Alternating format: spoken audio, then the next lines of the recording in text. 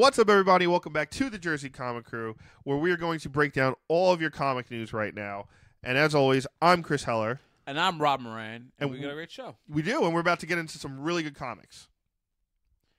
So, with comic books right now, we got to talk about Heroes in Crisis, man. Yep. So this week on the comic book breakdown, we take first couple of issues of this week, last week, and the week before. Yes. We want to talk about and bring it to you guys. But yes, Hero in Crisis number 6. So Heroes in Crisis, if you aren't following, is a 12-issue miniseries or maxi series? Nine issues. Nine. So it's a 9-issue miniseries. I keep adding. It's a 9-issue max series. 9-issue max series. Yes. A lot of terms. All right. Real quick for those at home and for me, because obviously I need a re-education.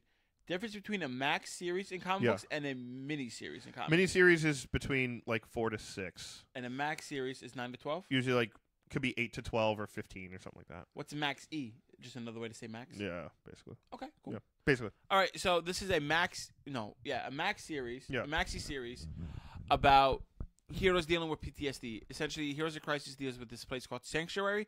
Sanctuary is where the heroes go to get their own therapy through various things, and we find out many of these heroes died, and so it turns into a murder mystery of who has killed these heroes. Who done it? And the main two suspects are Harley Quinn and Booster Gold. And so in this issue number 6, it focuses more on the victim's perspective, right? Yeah, the victims, particularly some of the victims who died. Like we have Wally. We have Wally's the big one who has passed away. Wally West, the ginger who came back from the past to the present day. We have Gnark, who's like the caveman out of his time. Narc? Yeah, I don't think the G is. It's the G? I don't know. I don't think the G is. Fine, it's a caveman. He don't care. He don't care. And then we also see Harley Quinn, one of our suspects. So this book kind of follows the right before the murders, right? So we kind of see a word in their life. We see the caveman going through like, oh, back then, life was just about killing and surviving and eating, and I have to beat this other person to survive. Yep. And now I could look up in the stars and wonder, and I could have all these things like Descartes and these philosophers and these stuff and plays that I could experience, but I don't know how to deal with it. So very much his whole story is him dealing with being a man out of time. Yeah. And that's why he needs to be in there to help adjust, which makes sense because whenever we see people either in movies or TV, a caveman frozen and brought into this, they adjust super quick. And I like this aspect that no, it takes a while, and that's why he's in this place. Yeah, and it seems like he's also kind of very relatable to Vandal Savage. Correct. Where he's just been alive for a long time. Yeah. But he's more of a man out of time and trying to find his place and trying to help people. Yeah, Vandal Savage kind of grew up with the time, and then Gnark or Narc, however you pronounce it, just kind of skipped all that, right? Yeah. And then we'll save Wally for last. We see Harley Quinn's side of things, her going through everything with her torment with the Joker. She constructed Poison Ivy, one of her personas there to help her get through everything because she just has this big connection with Poison Ivy. Yeah. And going through everything with the Joker, trying to overcome her pretty much spousal abuse. You know what I mean? Yeah, no, there's a lot of physical abuse there.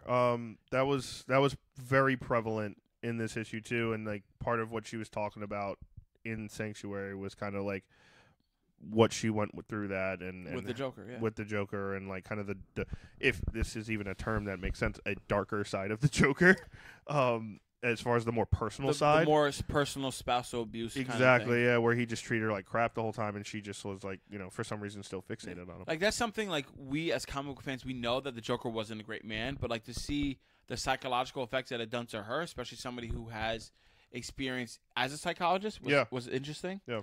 And now we get to see Wally West, right? So why don't you tell us about Wally West? Well, yeah, Wally's whole thing was about his family. Yeah. Which is actually pretty tragically sad.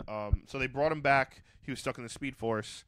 He doesn't have his wife or his kids. His wife and his kids still missing or gone or not in this universe, whatever the cause may be with the rebirth stuff. And he's really trying to find his place and trying to figure out how to be the person he is. While he's hey, I still don't have my family, and they were the ones who gave me strength and the ones that helped me out through things, and I always relied on them, and I looked forward to seeing them when I got home. Yeah. and now it's like, what and why? What is my reason without them? What is my reason for being, besides trying to find them and trying to figure that stuff out? So that was kind of Wally's reason for being at Sanctuary. Yeah. Because he was kind of breaking down and just like, I can't do this without them. I need to find them. Like, why am I like just sitting here saving other people when I can't even figure out myself? Very similar to the caveman. Like, almost like he is a man out of time, right? Yeah. Because all the things he knew in his life are gone. Yeah. But I guess the Sanctuary robots, like their quote unquote therapists, asked all of them, and then some more heroes at the end. Like, we think the question is like, how many have you saved, and like, what is your worth, kind of deal. And like, it's interesting to see how everybody has their own different answer. Like, there's, it's never enough, or I saved a lot of people, or like, there's no real saving people, or I don't care about saving. So it's really interesting to see that perspective. So this was more. Nothing major happened in this, but this was more background information to get us more invested into the characters and their backstories, and really understand that these heroes can go through this stressful time. Did you like it? I liked it. Okay, I did too. Yeah. Yep. I thought it was a solid issue. It's kind of recommend to people. Well, I mean, this whole it's series, the right? whole series you got to read. You can't just read one of the issues, but if you did, I mean, it's a solid issue. I think you have 3 issues left, right? And you assume that issue 9 is going to be an oversized issue, probably a $5 issue. So yeah, I could buy a foot long with that. Yeah, right. So they're going to need a lot of substance as far as, they'll reveal who did it. Obviously, probably like issue 8, and then 9 will resolve it. 7 is probably going to be the gearing up towards it. Like, there's probably going to be a battle. 8 is going to be. Well, you're probably get the real reveal actually in 7 at the end of 7. Like the last page of 7. And then because then 8 is going to be more people coming into terms of the reveal. Like, the reveal was to us, and now the reveal is to the heroes. Well, and then the fight. 9 is the aftermath, conclusion, and the next part in the story. Well, they're also going to have to do like when we figure out who it is, they're going to have to go back and do the why. Yeah. You know what I mean? Like, why did this person do this stuff? Yeah. So that might be part of 8. Yeah, I could see that being part of 8 too. So. But it's almost like we read comic books. Like, we. I know, right? It looks like we read comic books. I mean, if you check our Instagram, you could see on our story I put like the billion comic books I put away yesterday. It was like only 2 months worth. I might have a problem. So, that's why we're here. So our addiction could fuel your entertainment. So I hope you are happy. We're here for our own therapy. My wallet, my heart, and my brain is suffering. Yeah, you're telling me. That was also before the show. Yeah. So no, Heroes in Crisis I think is definitely on an incline. Yes. For me personally, you guys may feel differently. Who are reading it? I know there was like issue 4 or 5 was really off to me. The one with the Batgirl Harley conversation about Batman was really off to me. It was interesting. I think it's kind of gone up and down. I'd like to, but again, I'm not going to judge a series book like this, an event book like this, until I can read the entire thing. So, judging based on issue to issue is fine. I think this was a solid issue, but I'm not going to judge the whole story till it's done. Let us know in the comments down below what you think of Heroes in Crisis. Is it good? Is it something you're picking up? Are you interested in the fact that Sanctuary is a rehab place for superheroes, or do you not even care? Moving on. Or do you not even care? You might not care. They might not. They might be like, yeah, frick this. I don't care about this. I just want to hear Marvel stuff. We have Marvel. Don't worry. But we're going to go into DC again. We're going to talk about Justice League issue 19. Yes. So this Spoiler alert. So this is the first story in this new arc that they're going with. So it is technically a jumping on point, but with the Justice League, there's so much information that you need to know beforehand, right? Yeah, I don't know if it's a jumping on point though. I mean, like, it's the beginning of a new story arc. Yeah, right. But like, without you still the need information, to know, I would be so lost. Exactly. You need to know what's going on. So you need to know that there are these 7 forces in the universe, like the Speed Force, like the Green Lantern Corps, all these different things that are inherent in the universe, and they're the dark versions of this, right? Lex Luthor and the Legion of Doom are trying to collect the 7 dark forces, so like the Still Force, the Ultraviolet Spectrum, things of that nature, right? Tries to collect them all to release essentially this evil god on the same level as the Animonitor and the Monitor. Yeah. Right? So that's pretty much what's happening to this point, what you need to know. And, of course, there's a lot more backstories, intricate, very good. So this issue kind of like, me and Chris were talking about this off air, and you called me, like, hey, have you read this? I have not, and I read it last night.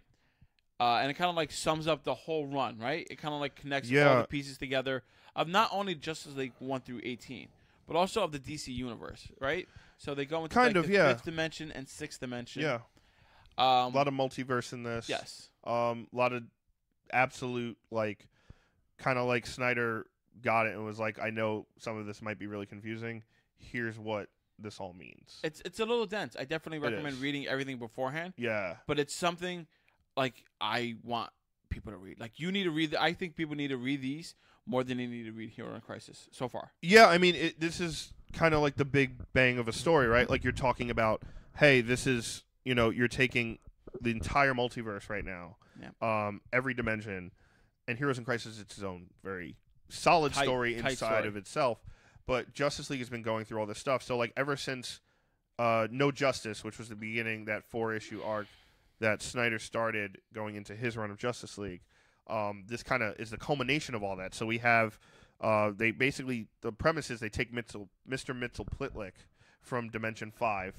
He's the fifth dimension imp that they mentioned in the issue before. And he's like the mischievous villain of Superman, and even Superman's like, no, he's like one of my most powerful villains because like you never know what he's going to do and what's going to happen. It's just like whatever he thinks will happen. Think of like Thanos with the Infinity Gauntlet. It's kind of like the same thing, but more whimsical. So like you could beat him if you say his name backwards, right? Yeah, if you make him say his name backwards, he goes back. So, which was really cool. So like they developed like this cage for him.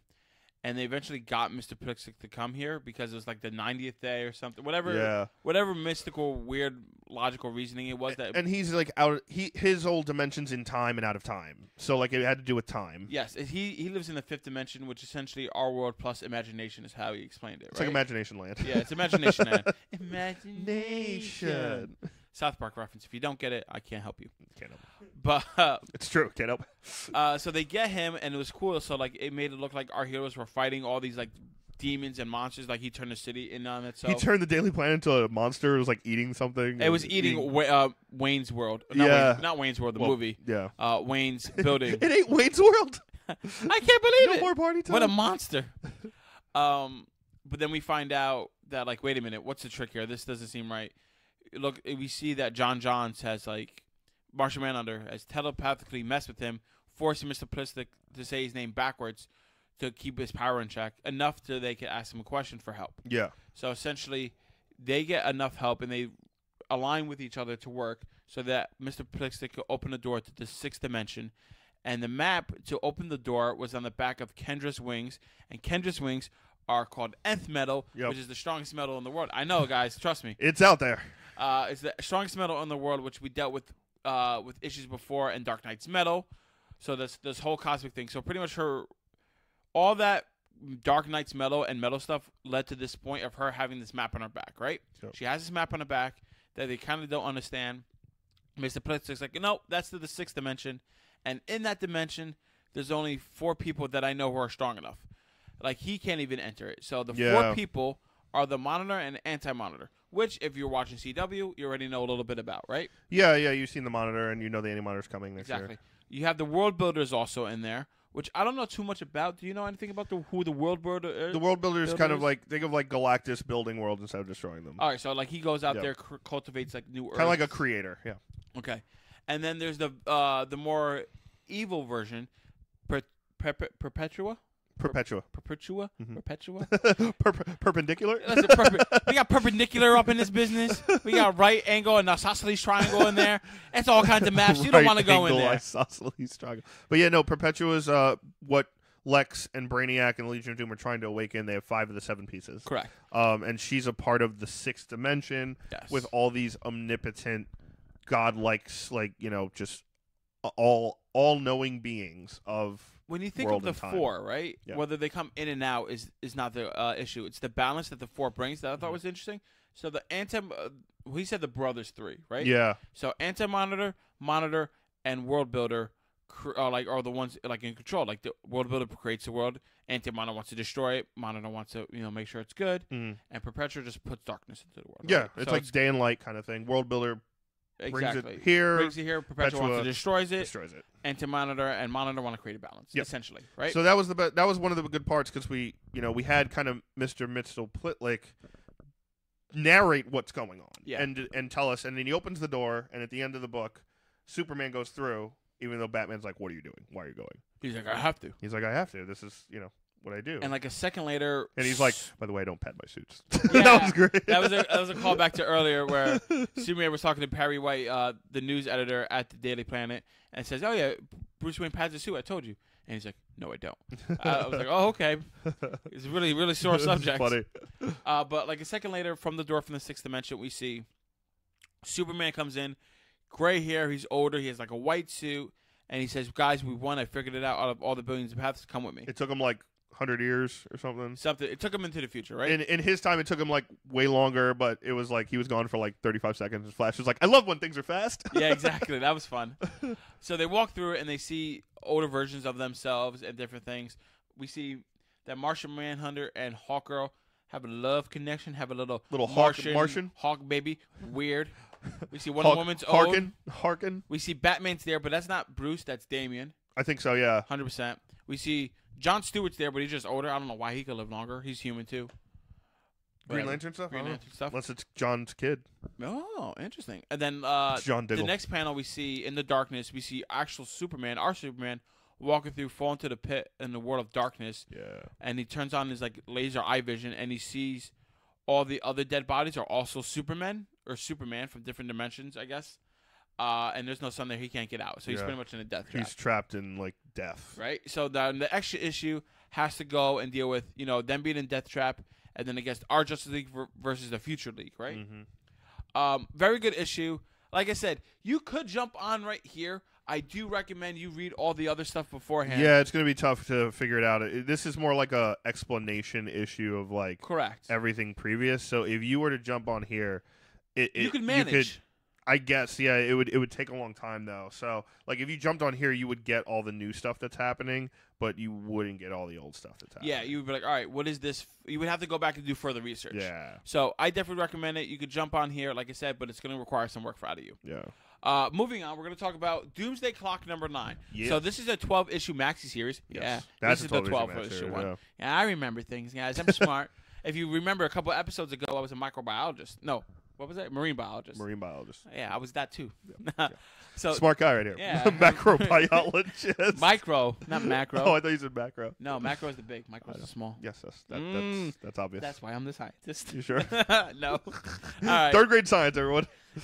Dude, I was so bad at science.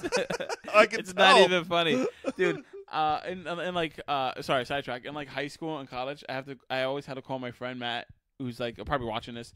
And he's studying to be a doctor. Yeah. And I was like, what is the powerhouse of the cell? And I was like, man, I need help. And he's like, what? And I was like, he's like, this is easy. I'm like, I can't do this. I was like, I'll write a paper for you if you really need to. I'll teach you how to write, but I can't do that. They're like, something's wrong with his medulla oblongata.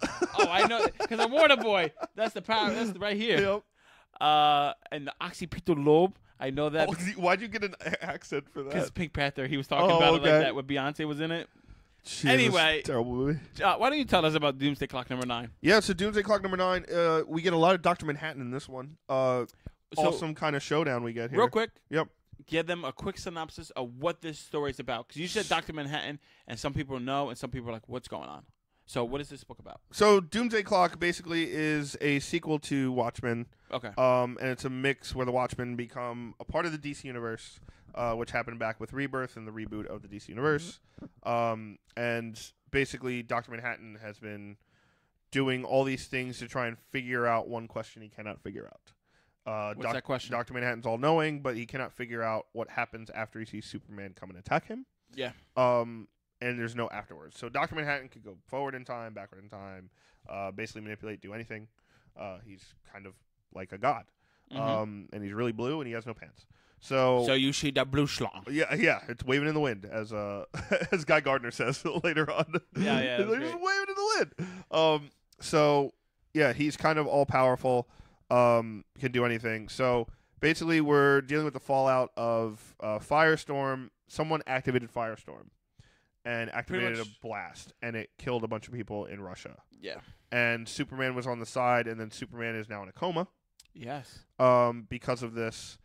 And the world is kind of hating on Superman for siding with Russia. Yeah, because he took a side. He took a side for siding with Firestorm, who, like, clearly Dr. Manhattan or somebody, maybe Ozymandias, made it look like he killed people. He killed people and activated. So Superman's in a coma. Lois is kind of protecting him. And everyone's kind of like all hands on deck going to Mars. Batman's like all effed up. And he's like basically trying to send a message signal, and he's like, "How long till we get a signal to Mars?" And it's like 14 minutes. Yeah, he's pretty much saying, "Everybody leave, don't go to Mars, don't go to Mars." Exactly, and everyone's already going to Mars. So, and I mean, like everyone, not just a regular Corps. We see like the Dark Justice League. We see Doom Patrol is going. Yeah, everybody. We see the Question. We do see the Question. We see everybody and the mothers going to the Mars to try to stop this because they're like, all right, if this took out Superman and did this, and this is an energy reading we've never seen before. Yeah. We don't know what we're coming up with. Exactly. They get to Mars. Yeah. And it was very cool. It was like almost Justice League Unlimited, like that old cartoon. Yep. Where we see the big span of the roster coming down. We saw like we saw Guy Gardner, Jessica Cruz. Yeah. Green Arrow. Firestorm. Firestorm came back. All the Green Lanterns, you said. Yeah, everybody's there. Like Stargirl, like some of the Legion people are there, which I think is a big hint. And they pretty much then encountered Dr. Manhattan, right? Yeah, we saw Shazam and all the magical people. And his family, which we're not going to say because we don't want to spoil. Exactly. So we have all like basically the entire DC hero verse is there, and Dr. Manhattan's kind of like sitting there, and they're like, what did you do, kind of thing, and he's like, oh, I'm sorry, I'm talking to Ronnie like 6 seconds from now. Yeah, like 6 minutes from now. He's like having conversations with Firestorm and like different times and stuff. Which we see that conversation. Yes, we do. That was awesome. So. Also, Gary Frank's art is phenomenal. So he like basically Guy Gardner's Guy Gardner, and he's like, "Screw this, I'm done waiting." He's like, "That's all I need to hear," and punches him so hard he snaps his neck. And he's like, "Oh, that was easy. He's dead. Like I didn't mean to kill him." But I think we're good, right? And then Manhattan disappears and comes back, and like basically just mollywops the whole takes them down like without flinching. And it's one of those things where like. I'm like yelling at the page. I'm like, stop fighting him. He's clearly like he's like let me explain kind of thing. He's trying to talk, and like everyone's just like ah. I'm like stop. Like he's going to kill everyone. Just stop. Like, we don't understand what he's doing. Let's beat him up. That's the American way. Exactly. Ah! Punch first, ask questions later. Exactly. So like it was kind of crazy. But he was getting hurt, and he was like, "This is interesting. This is new." Like during the whole time he's learning different things he's never experienced before. Exactly. Like, wow, I never thought this. He's like, "Oh, your ring, like to a Green Lantern, broke it apart." He's like, "This is interesting." Like it was so cool. And he turned John Stewart like into like candy or something. Like he was like disintegrating him into stuff. It was like nuts. Wasn't John Stewart? No, that was Mr. Mitchell. Sorry, that was Justice League. Candy. But are you hungry? A little bit. So he takes Guy Gardner's ring and like cracks it open. And he's like, "Oh, what is this? Like, this is interesting." But everyone's like kind of hitting him with different attacks and energies, and he's like, "Oh, this is interesting. What does this feel like?" But now getting to the part where he has a conversation with Ronnie. So after he knocks them all out, he has a conversation with Firestorm, aka Firestorm is two people. One is Ronnie, and one is the Doctor, just for simplicity, right? Yep. He sees a flashback of the Doctor right before the accident. Oh, this is great. Pretty much setting up the accident on purpose. Mm-hmm. He's like, "What better way to learn the mind of a metahuman than to be inside one of them," kind of proving the Superman theory is correct. Yeah.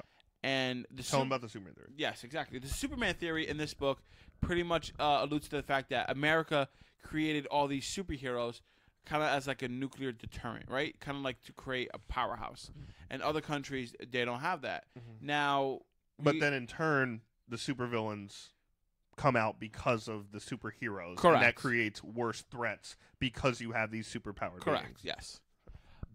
It's like almost like a superhero in arms race, right? And that's why, for the longest time, even in our real world, like break the fourth wall for a second, most of the superheroes are American, right? Yeah. And that happened because they happened in the 30s and 40s, and they're all white men, and now we're having more women, and now we have people of color. Well, the superhero genre itself is an American culture. Correct. Yeah. And then you go over more east, and we have Japanese and manga and that kind of stuff. But in this kind of sense, that like, oh, these are more from our universe, right? So they took that and kind of like twisted it into like, oh, the reason they're all from here is because America created them. Yep. And you're like, oh, we did. We did. And then Russia's like, look what they're doing, and now we have Russia superheroes. So we're like, oh, you do, right? So it was kind of cool to see the political turmoil. We don't need your superhero. You're building a superhero. Russia has a bear who drinks and curses and kills everybody. But that's Marvel. Oh. I mean, there's still Russia is Russia, whether it's Marvel or DC. You're thinking of Avengers. I'm thinking of Avengers. That's right. My bad. But still, that is a cool fact that you should know. That's right? Funny. But going back Wolverine's Canadian. Hey. It's Canadian. we don't count that. I'm just saying it's not American. All right, but back into our topic, back to talking about Firestorm. Firestorm now learns that the Doctor did create this on purpose, that the Superman theory of America's creating this is real. We're going to see in the next issue, I believe, Superman encounter Dr. Manhattan. Yeah, and we're also going to see what Lex is up to, too. Because we saw Lex enter the fray when Lois is protecting him and is basically like, you know, hey, I'm not here to kill him, even though I'm happy he's not awake right now. Yeah. Because it's Lex. So the last comic we wanted to talk to you guys about is a Marvel comic. It is Uncanny X-Men 13. So this is the beginning of another new story arc. Yes, you could pick up here. The only thing you need to know is that all the X-Men and previous mutants are gone. There is a mandatory anti-mutant vaccine out there to kill the mutant gene in your body that has been implemented. Wolverine is back from the dead. Woo. So is Logan. Woo. And Wolverine is Logan. You mean Scott? I said, yeah. Wolverine's back from the dead. So is Logan. and all the Wolverines are back. Scott Summers and Cyclops, all four are dead. No, I'm sorry. Wolverine and Cyclops are back from the dead. Thank you for the correction. No problem. And they're teaming up with the remaining mutants out there in the world. They're trying to rebuild the X-Men. Yeah. Try to make the world a better place, right? So this issue, Scott throws down a piece of paper and it shows all the villains, right? Yeah, it has a list and he's of like, everybody. we need to go to all these people if they're alive and like essentially work with them, right? Be better than what we were. And not kill them. Wolverine wants to kill them, obviously, right? Well, yeah, he wants to use them to figure out what happened to the X-Men. Exactly. And also, like, to rebuild the mutant population, because at this point, they're facing extinction. They can't force each other to fight, right? It's kind of think of it like Game of Thrones. Like, you know... Enemy of my enemy? The enemy of my enemy is my friend. Like, the humans who might be feuding have to fight the White Walkers. So this is the same thing. The mutants who might be fighting have to team up to fight the humans. I get it. It's weird, right? Reverse. So the first person on their list they go to is Dark Beast. So Dark Beast is actually a character I'm not too familiar with, but I know you are. Yep. Can you tell us a little bit about who Dark Beast is before we tell them what the rest of the issue is? Yeah, Dark Beast is really simple. Literally evil Hank McCoy. Think of like Mr. Sinister mixed with Beast. He has all the... So is he from another universe or was he created? He was created by Mr. Sinister. Okay. So basically, he has all the intelligence of Dr. McCoy, but without any of the morals. And any of the good stuff. Oh, interesting. So, like, basically, he does shit like Mr. Sinister does. Like, crazy, you know, gene stuff and mixing and killing and all that stuff. But with the crazy supreme intelligence of Dr. McCoy. That's awesome. Yeah. So, they go into one of these bases, try to find him. They find a bunch of robots attacking them. And they attack one of them. And one of the robots screamed and talked in, like, a human voice. We find out that's Jamie Madrox's Prime. Yeah. So, Multiple Man, his original. So what happens with Multiple Man, like his original stems out all the rest of him. And there's a theory, like if you kill him, all the others are soon to die or something like that. As he was dying, another version of Madrox, of Multiple Man, was there who we thought was Prime, but he's not. He's probably one of the oldest ones aside from him. Yeah. So then he reabsorbs the Prime into him to try to find out where Dark Beast is. While he dies.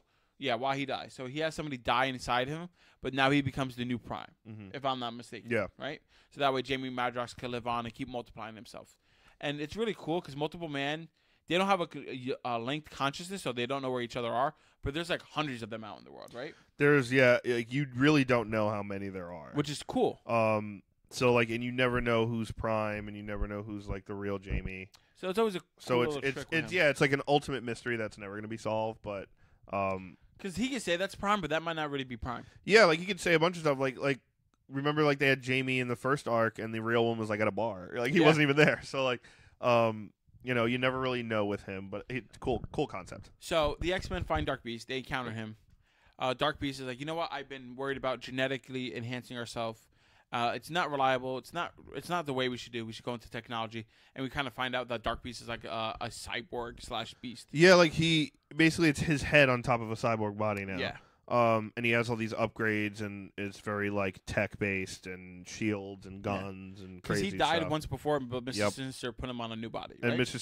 Sinister built him again. So they're trying to use Dark Beast and Dark Beast's mind to find, obviously, I'm sure, the regular Hank McCoy Beast, exactly, and the rest of the X-Men like Jean and stuff. They're going to use his supreme intelligence to try to figure their way out of the situation. But they do have right now Havoc is there, Magic is there. Who else is there? I already forgot. Other D-list X-Men. Yeah, there's a bunch of people there, but Magic and and Havoc are the big guns. But it's cool. So like you have Havoc's dynamic with his brother. They also have the old school costumes, which I like. They do. That was great. They kind of came out and were like, "We don't have any money. We don't have a base. We don't have costumes." And Wolverine was like, "Well, before everything was demolished, I was able to dig this out." And they're like, "What year is it?" So they put on all the old like '90s costumes. And I was like, "Yes," which was great. I liked it. And Wolverine has the brown and gold again, the brown gold costume. Which is good. I like the yellow and blue personally, but I still like it. Brown and gold is fine. It is. At the end of the issue, we see a news report that the mutant Alliance Legion something alliance, yeah. Okay. It's MS something. So MX something. A sector of mutants who are extremists, who are against humans so much, but they want to prosper the mutant gene and genome. They would do anything for this. So they're attacking these facilities, and they're blaming. They think this is the X-Men. The X-Men are like, no, we're different. So now they were also on the list. So that's the next target. So pretty much from 13 on, it's going to be pretty much X-Men going against their greatest hits, going against their greatest villains, and trying to find a way to bring back the mutants. Yeah. So I enjoy the book. I enjoyed it. I have loved it since the annual where Scott came back. Yes. That's really the jumping on point. Uncanny X-Men annual. It is. So if you get that, then 11, 12, and 13. You'll be on the right track. I still think you can get 13 and just know that they came back from the dead and be all right. You can, but 11 and 12 has like the return of Cyclops and the return of Wolverine. Oh yeah, they're definitely worth reading. Awesome. They're good. But yeah, 13 was a solid issue. I'm really excited. Like this is one of my favorite books that I pick up every month now. This is the one I look forward to out of the Marvel pile that I have. And trying to see like how this team's going to come back. How, who's going to be part of the team, who's not, kind of thing, when the dust settles and everyone's back. I could see a total classic, like, kind of 90s atmosphere happening. That's what it seems like a Renaissance period. Yeah. So I'm really excited. I'm loving X-Men right now, post the X-Man stuff from the beginning. Very true. So, yeah. Definitely a fun comic. Let us know in the comments down below, which one of the 4 books that we just talked about are you most excited for, that you really like? I think for me, it's probably Justice League, and I think it's the same for you. Yeah, for me, out of all of them, Justice League, I think, hit really home. I was really excited about it. I even called you and talked about it. Awesome, yes. All right, so that's going to wrap up this episode from the Jersey Comic Crew. Thank you guys so much for watching. We're going to do a Captain Marvel review in a couple of days, right? Make sure you follow us on all of our social media. We're going to put that in the link below. As always, I am Rob Moran. I'm Chris Heller. Oh, one last thing before I go. If you want to listen to us audio-only version, which you absolutely can, head over to iTunes, Google Play, Spotify, or Podbean, and you can find our RSS feed there. All right, take care. Bye-bye.